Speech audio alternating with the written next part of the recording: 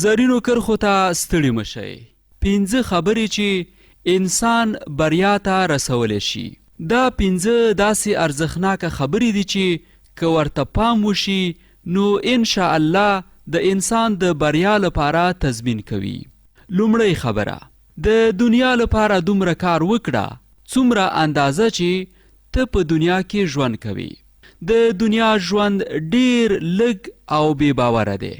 که هر څومره اوږد هم شي بیا هم ژر تیریدونکی دی. بیلګه یې زموږ تیر شوی عمر دی.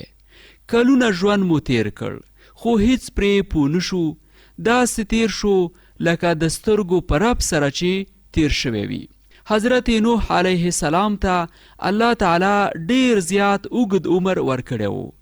9.5 کاله یې دعوت وکړ او له دې پرته نور ژوند هم کړی دی.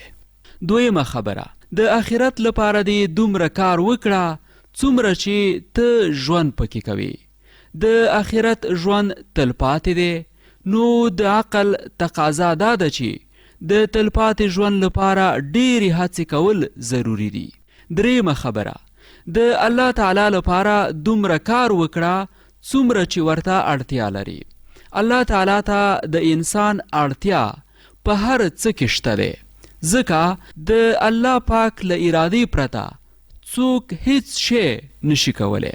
په هر څه کې انسان ورته اړ دی.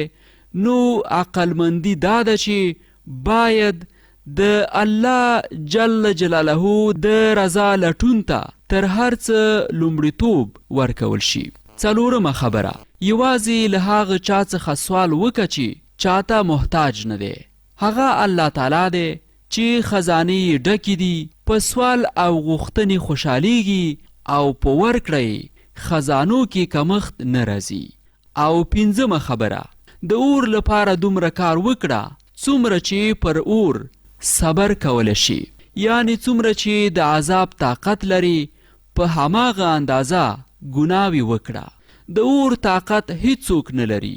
کله چې طاقت د اور نه لرو نو باید د الله پاک له نافرمانیو څخه هم ځان وساتو. د نن زرینې کرښې همدومره وي. تر نورو هغو ما نصرت الله نصرت صاحبزاده ته اجازه راکړئ. د الله پاک